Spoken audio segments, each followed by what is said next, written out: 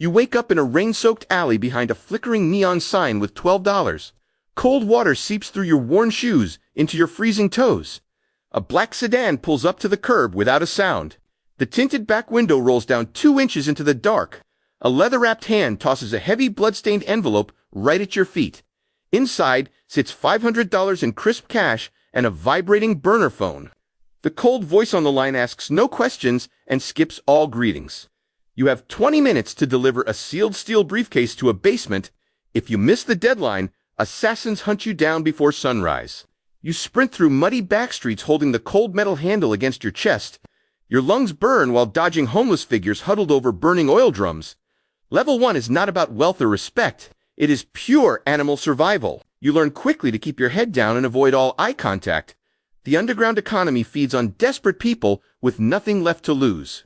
Every dirty errand earns just enough cash for cheap food and a bed. You watch other young runners make foolish mistakes, like keeping extra change. Those rookies vanish into the dark river within a single week.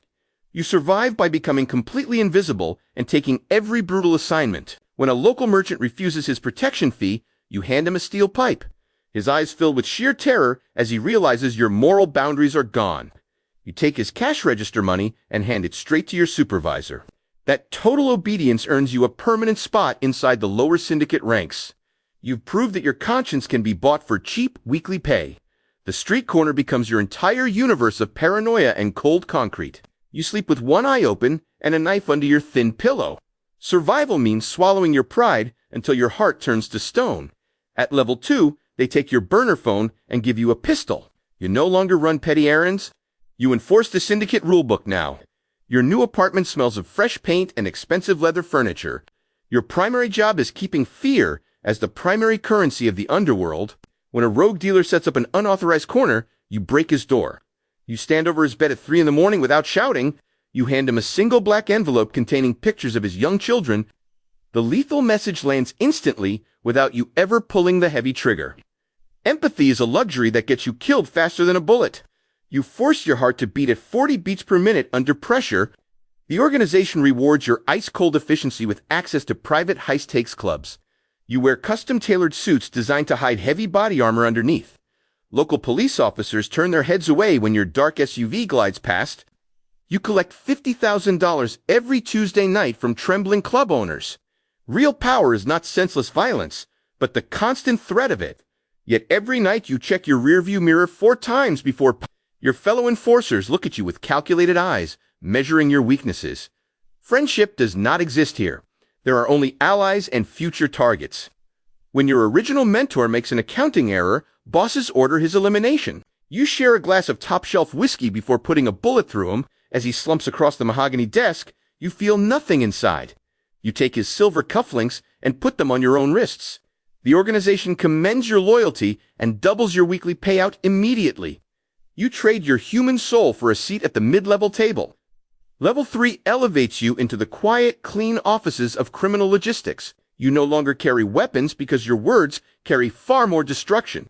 You manage shipping containers filled with millions in unregistered contraband at docks. You bribe customs officials, city council members, and port authorities with shell companies. Your daily schedule consists of balance sheets, encrypted calls, and wiretaps. You realize that violent enforcers are completely disposable pawns in this game? The real money flows through complex digital algorithms and offshore island accounts. When a dockworkers union threatens to strike, you avoid sending armed men. You simply leak incriminating photos of the union leader to news outlets. By morning, his career is destroyed, and the docks resume full operation. You make cold, calculated human sacrifices every single week for profit margins. If a shipment gets seized by federal agents, you betray a loyal crew. You watch their arrest on live television while drinking 80-year-old scotch. Their 20-year prison sentences are acceptable operational expenses on your spreadsheet. You possess 6 different passports, each carrying a different verified diplomatic identity. Your personal wealth surpasses $20 million, yet you spend nothing publicly. Every luxury item gets scrubbed clean through complex real estate transactions. The constant stress eats away at your stomach like slow-acting acid. You take expensive prescription medication just to secure 2 hours of sleep. You look in the bathroom mirror and no longer recognize your face. Your eyes are completely hollow, reflecting the cold mind of a manager. Everyone around you records every conversation for potential future blackmail material.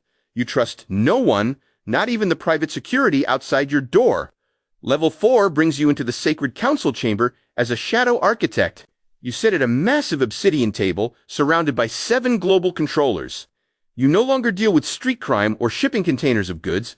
You manipulate national energy markets, orchestrate currency devaluations, and fund wars. Governments pass bills that your legal team wrote in secret years ago. You hold absolute power over millions of people who never know your name. A single signature from your silver pen crashes an entire housing market. Yet inside this inner circle of global elites, paranoia becomes suffocating. Every member at the obsidian table carries a hidden dossier on you. You spend 80% of your time building counter-strategies against colleagues. You eat only food prepared by personal chefs after chemical poison testing.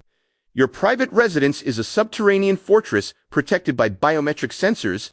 You forget what natural sunlight feels like in armored convoy vehicles. The line between ultimate victory and complete annihilation grows thinner each hour. You discover that the supreme leader of the Syndicate is failing in health. The war for his vacant throne already rages behind closed doors. You form secret alliances with 2 council members while targeting the third. You order electronic surveillance on your own family members to prevent leverage. The immense weight of absolute control turns every waking moment into agony. Power is not a prize to enjoy, but a trap tightening daily. You have not smiled in 5 years because every interaction is calculation. You stand one step away from reaching absolute global criminal authority. Level 5 places the supreme crown directly upon your tired head. The old leader dies quietly after you subtly alter his medical dosage. You sit alone on a high glass throne overlooking the glowing metropolis.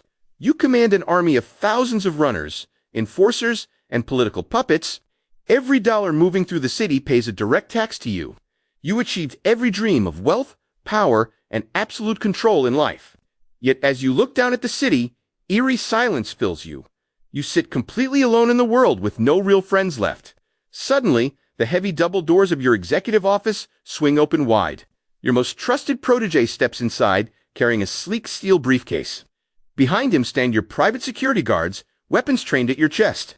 He smiles warmly at you, wearing the exact hollow look you wore. He places a black burner phone on your desk and steps back. The phone vibrates with an incoming call from an anonymous council number. You pick up the receiver and hear your own voice ordering execution. The young protege whispers that it is time to yield your seat. You realize with terrifying clarity that the Syndicate is a self-consuming engine. You were never the ultimate mastermind, only the current cycle's manager. As guards step forward, you remember the wet alleyway from before. The price of absolute power was always your eventual ruthless replacement.